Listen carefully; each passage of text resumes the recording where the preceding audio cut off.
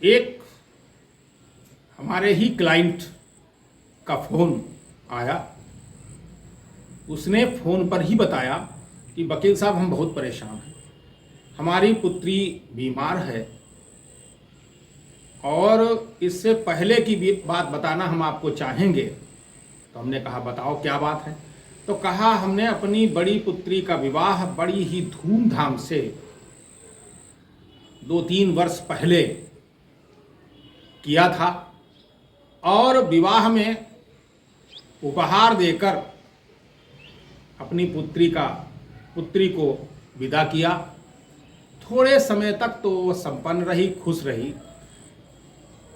बस लड़के पक्ष के लोगों में इतना जरूर है कि वो जब हमारी पुत्री जब बीमार होती है तो उसका वो इलाज नहीं कराते। बाकी बड़ी ही खुशहाली से रखते थे, लेकिन जब ऐसे मोड़ पर वो उसकी तरफ मुंह मोड़ लेते थे और जब उसकी बीमारी बढ़ जाती थी तो हमारी लड़की को अपने लड़की के ससुराल से उसको मायके छोड़ाते थे हमारे यहाँ, और उसकी दवाई हमें करानी पड़ती थी। हमने कहा अब ये बताओ वर्तमान में क्या है। तो वर्तमान में यही बताया कि लड़की बहुत ही बीमार है और डॉक्टरों ने जवाब तक दे दिया है।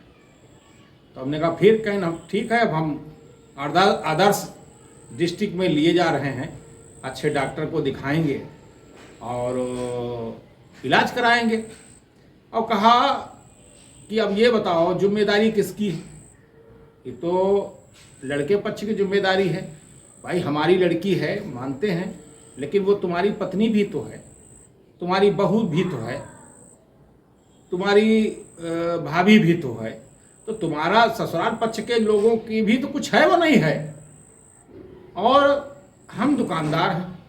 अब ये बताओ कि हम 15-15 दिन दुकान बंद रखें और आप जो है अपना काम दाम करें और लड़की जब बीमार हो तो हमारे छोड़ जाए, हम बीमारी का इलाज करते रहें और उधर आप देखने तक नहीं आएंगे आप। तो यही क्रम उनका जारी है। बीमार है, हम बराबर जांचें करा रहे हैं और यहाँ तक कि लड़के पक्ष की ओर से कोई देखने तक नहीं आ रहा। जो भी खर्चा होता है हम ही खर्चा कर रहे हैं और हमारा व्यवसाय जो है वो सब ठप पड़ा है। हमारा भी तो परिवार है, अन्य बच्चे भी हैं, हम उनका भी तो विवाह और शादी ब्याह सब हमारे ऊपर जिम्मेदारी है। और इधर ये लोग हमें परेशान किए, लड़की पक्ष को, लड़के पक्ष वाले। तो हमने कहा ये कार्यक्रम कब से चल रहा है। कहा जब से हमने विदा किया, अगर उस लड़की के खांसी जुकाम तक अगर आ जाता है और वो ठीक से इलाज नहीं करवा पाते हैं तो वो हमारा सीधे भेज देते हैं कि तुम ही करना है और देखने आएंगे नहीं। ये तो बड़ी तकलीफ की बात है। तो हमने क्या चाहते हैं आप। तो कहा सहन करने की क्षमता चली गई है। तो हमने कहा फिर क्या चाहते हैं। तो कहा वकील साहब अब आप जाने, ये इनका दिमाग ठीक नहीं है, इनको सही करना है। तो हमने कहा हाँ ये भी बात सही है, क्योंकि इस तरीके की लापरवाही वो लोग कर रहे हैं तो इसका कोई रीजन होगा। तो उनका कहना कि ये चाहते हैं, ये हमारी जो पुत्री है इनसे हमने जो विवाह किया है तो हमारे दामाद, हमारे उसके माँ बाप ये चाहते हैं लड़की हमारी मर जाए, एक्सपायर कर जाए, हम अपना दूसरा विवाह कर लें। तो हमने कहा ये है इनका। तो हमने कहा तो ठीक है, अगर ऐसी बात है तो इन पर कार्रवाई के लिए देखते हैं। तो कहा वकील साहब कुछ करिए जरूर, ये कहाँ तक हम समस्या झेलेंगे। और लड़की की बात है और इसके लाइफ की बात है, जान की बात है। क्योंकि अगर इस तरीके से चलिए हमको सूचना दे देते हैं तो हम दवाई कराएंगे ही, और अगर कभी न दी तो ये मर जाएगी, क्योंकि इसके साथ लापरवाही हो रही।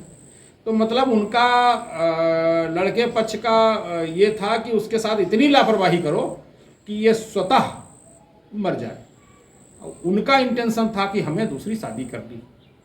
तो हमने कहा चलो ठीक है, फिर उनके तरफ से अन्य भाई लोग आए और हमने फिर प्रशासन को जो भी इनकी समस्याएं थीं और वो हमने लिखी और उनकी तरफ पैरवी कर रहे लोगों के उस पर हस्ताक्षर हमने लिए और हमने आगे बढ़ा दिया।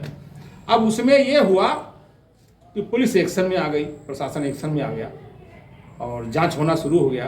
तो जांच में लड़के पक्ष के तरफ के लोग टाइट किए गए और कहा गया अगर लड़की को कुछ हो जाता है तो आप लोग ही बचेंगे नहीं, आप लोग भी तैयार रहें फिर कार्रवाई के लिए।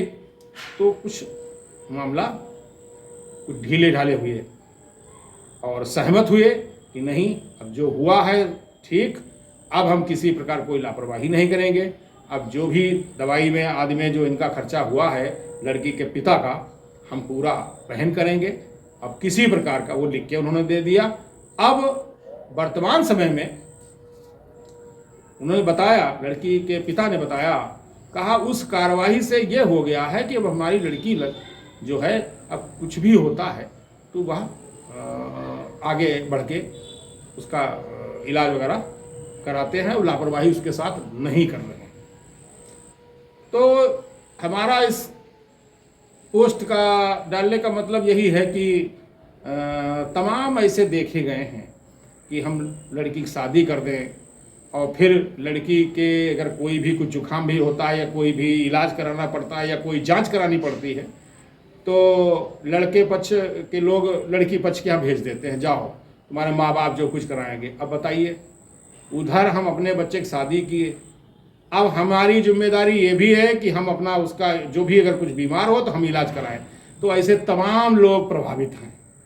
तो हम उनसे कहना चाहेंगे, चलिए बच्चा आपका भी है, आप भी इलाज कराएं, ठीक है, लेकिन इस तरीके की अगर कहीं लापरवाही लड़के पक्ष की तरफ से हो रही हो, क्योंकि इस लापरवाही को नज़रअंदाज अगर आप करते हैं तो आपके बच्चे के साथ कोई भी अनहोनी घटना घटित हो सकती है और अगर ऐसा हुआ तो आपको भी नुकसान पहुंचेगा। तो कोई नुकसान ना हो, अगर किसी प्रकार कोई लापरवाही कोई कर रहा है तो आपको कदम बढ़ाने होंगे। इस किस्सा सुनाने का मकसद भी हमारा यही है कि लोग अपने अधिकार के प्रति जागरूक हों और इस तरीके के हो रहे लापरवाही के खिलाफ आप अपना आवाज आगे बढ़ाएं और कानूनी प्रक्रिया से अपनी बात रखें, हल अवश्य निकलेगा। धन्यवाद, नमस्कार।